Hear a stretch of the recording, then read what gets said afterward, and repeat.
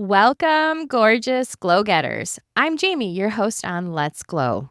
As a medical esthetician, internationally trained laser specialist, exercise physiologist, certified nutrition coach, and the co owner of two fabulous medical spas called Glow Laser Aesthetics, it is my goal to help you to live your best skin life.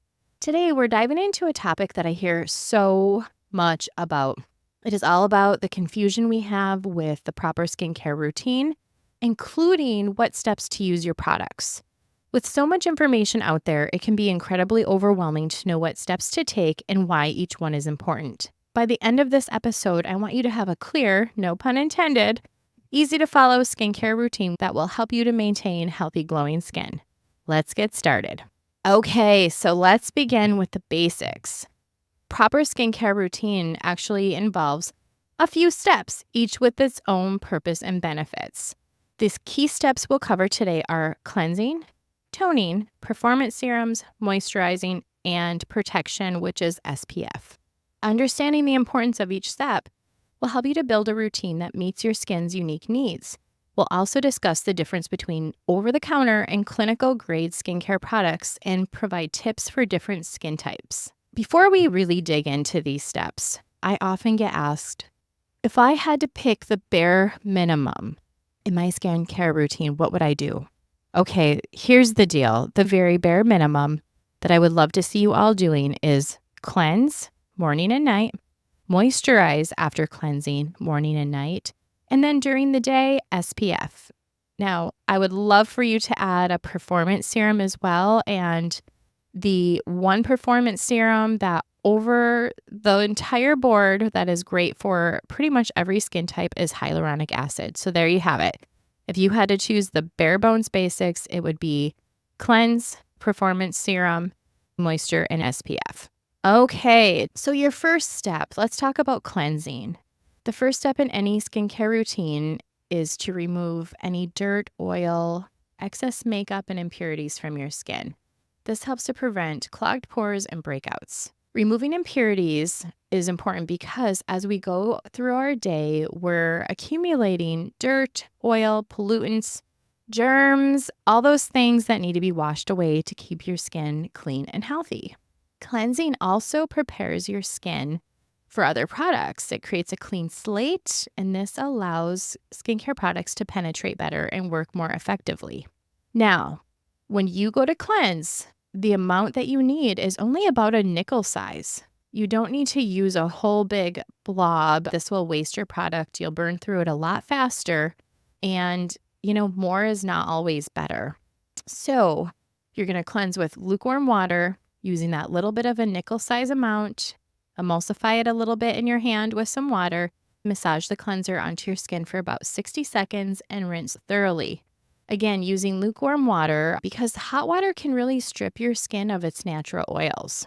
Now, some tips on what kind of skin type and what kind of cleanser to use. So if you have dry skin, we want to use something gentle and hydrating. For oily and acne-prone skin, looking for a foam or gel cleanser that will work best for you. And then for sensitive skin, something fragrance-free and gently formulated will be best for you. Normal skin, a balanced cleanser that maintains hydration without overstripping is the most ideal. Next up, let's chat about toners. Toners actually help to remove remaining impurities after cleansing and prepare your skin to absorb the following products. Not every line actually has toners, but I absolutely think it makes such a difference on pores. Hello, raise your hand if you have pore issues. It helps to restore that pH balance. So toners are actually a really great step to add back in if you haven't been doing it or have taken it out. And I'm obsessed with PCA's nutrient toner as my exfoliator twice a week, or I use the hydrating toner every single day. I just love the way it feels. It makes my skin feel smoother, and I really notice a difference in my pores. So toners not only restores pH balance, helps to tighten those pores, giving your skin a smoother look, and adds another layer of protection. This can help with hydration, protecting against environmental pollutants. It's just a really great addition. So how to choose the right toner. You want to choose something alcohol-free to avoid drying out your skin. And you only need to put enough toner to dampen a cotton pad or a few drops on your fingertips and then kind of spread it all around your face. And then just let it soak in. For dry skin, look for toner with hydrating ingredients like glycerin or hyaluronic acid. For oily skin, choosing a toner with ingredients like witch hazel will really help to control excess oil. And you can even use witch hazel. It's a really great option, very cost effective, and can be found in most drugstores or Target, Walmart, all the places in the skincare section. For sensitive skin, looking for a toner with ingredients like chamomile or aloe will really be soothing. And for normal skin, we can use toners that just maintain hydration and balance the skin. Next up are the serums. Now, this is where a lot of complication seems to happen. Oh, I hear, okay, so I don't know if I should add the serum after my moisturizer, before my moisturizer. What if I'm using two serums? So after you cleanse and you tone, or if you're skipping that toner, cleanse, then your serum goes on. Now, if you are using two different serums, there's no mystical, magical way to apply them. Ultimately, the ingredients are absorbing in.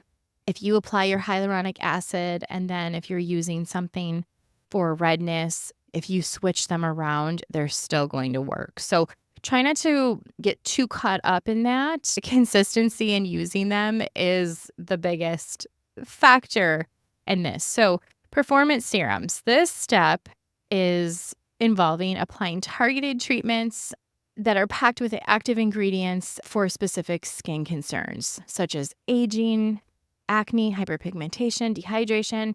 There's truly a serum for pretty much everything.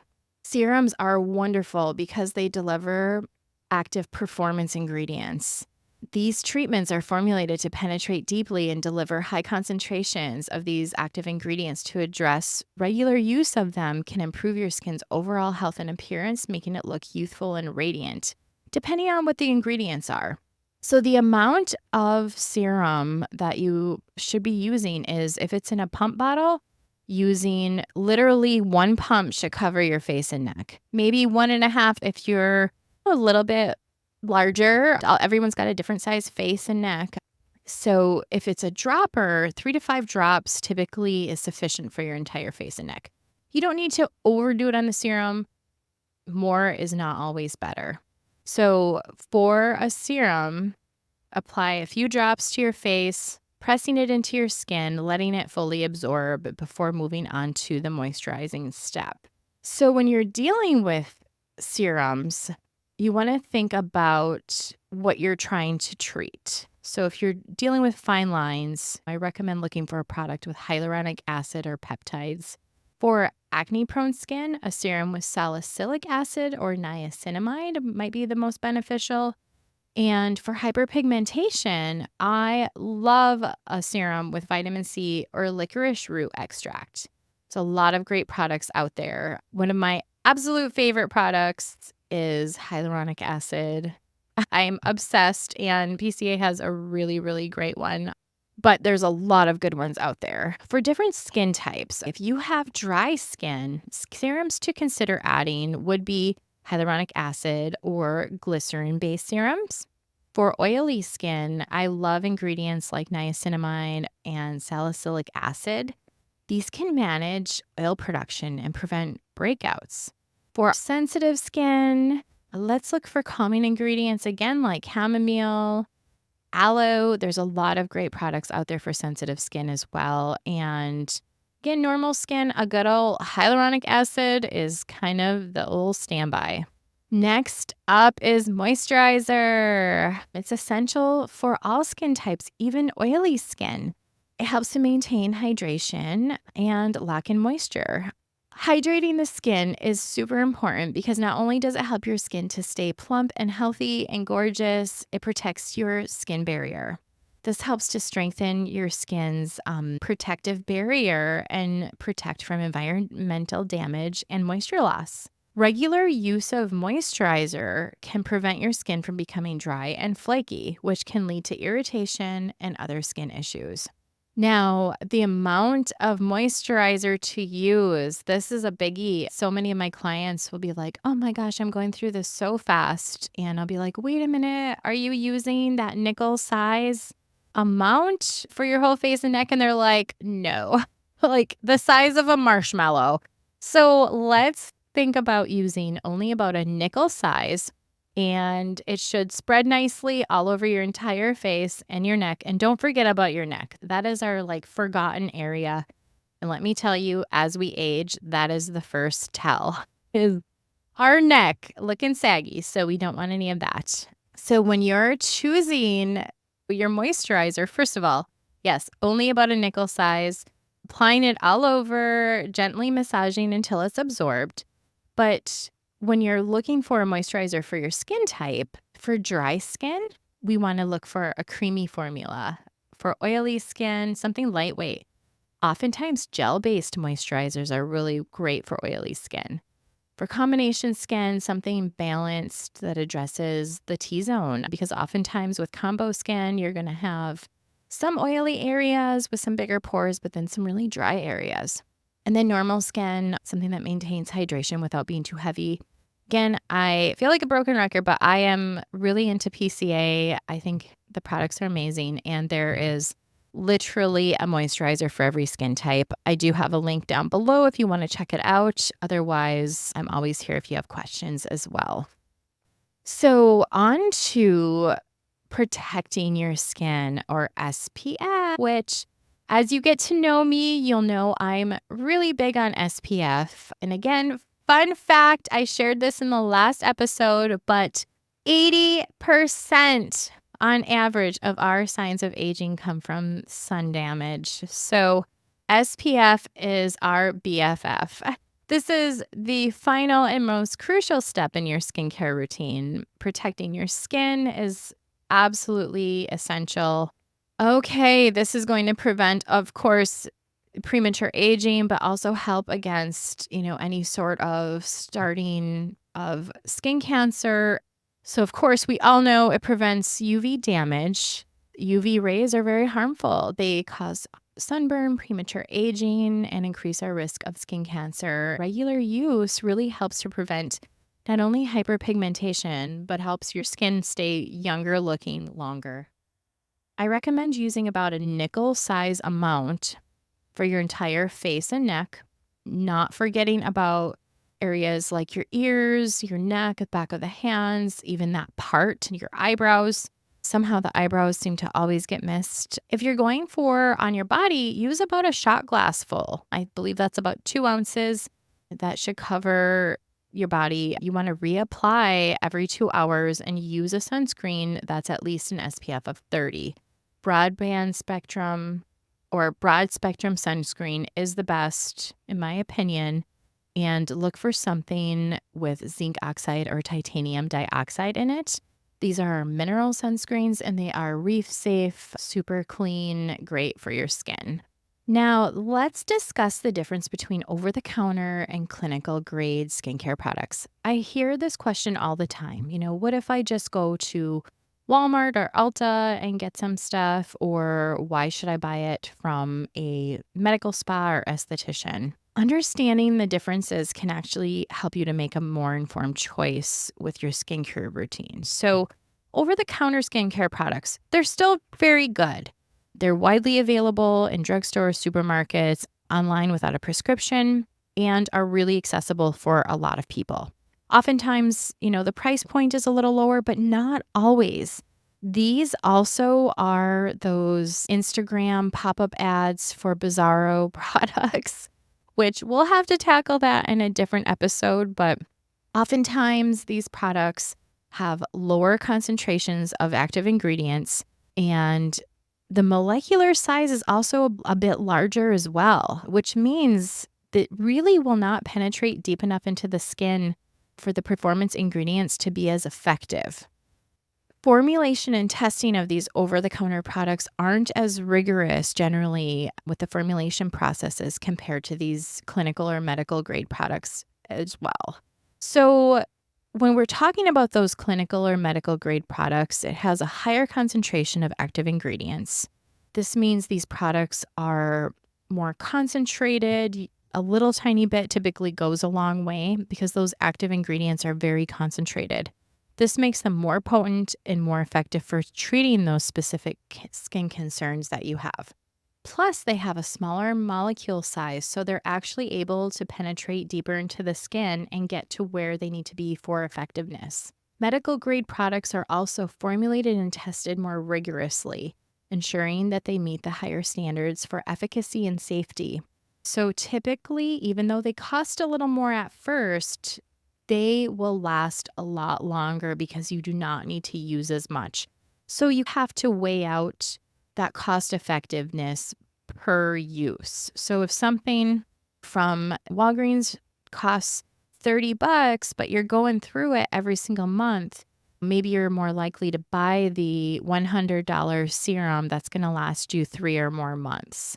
Get what I'm saying? So usually these professional grade clinical or medical grade products, if you're buying them through a dermatologist, estheticians, medical spas, like they come with that professional advice as well and guidance on how to use them. So it's not necessarily that medical grade or clinical is what you 100% need to be using, even though I am a fan. Over the counter products are still really suitable for maintaining general skin health and addressing mild skin concerns. And they're a really great starting point for those new to the skincare world or looking for basic maintenance. Like I said, the medical grade is more targeted, but you have to go with what is best for your skin. So before we totally wrap up, a few additional tips to enhance your skincare routine are exfoliating regularly. Of course, I'm a fan of exfoliating 1 to 2 times a week. This helps to remove dead skin cells and keeps your skin smooth and glowing. Using a gentle exfoliant suitable for your skin type is preferred. I love toners for exfoliants, specifically nutrient toner. I love it because it has like pumpkin enzyme in it. Different enzymes are great. I just really like to avoid those physical exfoliants. So things that have the shells ground up and more abrasives, we really want to try to avoid those. Next, staying hydrated. Again, as you get to know me, I'll be all about drinking water for that perfect, beautiful, lit from within skin. So the rule of thumb is to take your body weight, cut it in half, and that's how many ounces a day we want to be drinking for the best skin ever. And next up, I wouldn't be a good nutrition coach or exercise physiologist if I didn't mention that a healthy diet is really important too. We literally are what we eat. So thinking about adding fruits and veggies and healthy fats can actually really improve your health and the skin appearance. And sleep. Sleep is super important. Quality sleep is essential for skin rejuvenation and overall health, but 6 to 8 hours a night is what we want to shoot for. And really, consistency is key. Stick to your routine consistently to see best results. I recommend giving a product at least 4 weeks before you decide it's not for you and you chuck it. I don't know about you, but I have a whole drawer of basically skincare rejects, if you will. I'll use something for a while and either it will make my skin really angry, which if something does make your skin itchy, hot, red, inflamed, do not power through for 4 weeks. It's not right for your skin if it's doing that. But if it's just that you're like, oh, I'm not really seeing results yet, give it some time. Your skin really needs a little bit of time for you to really see the benefits of whatever skincare product you introduce. And that's all for today's episode of Let's Glow. I hope you found this breakdown of proper skincare empowering and easy to implement. Remember that each step in your skincare routine has a specific purpose, and one done correctly can help you to achieve healthy, radiant skin. If you enjoyed this episode, don't forget to subscribe, rate, and review the podcast. And tune in next time. This is Jamie signing off. Stay radiant, stay informed, and until next time, let's glow.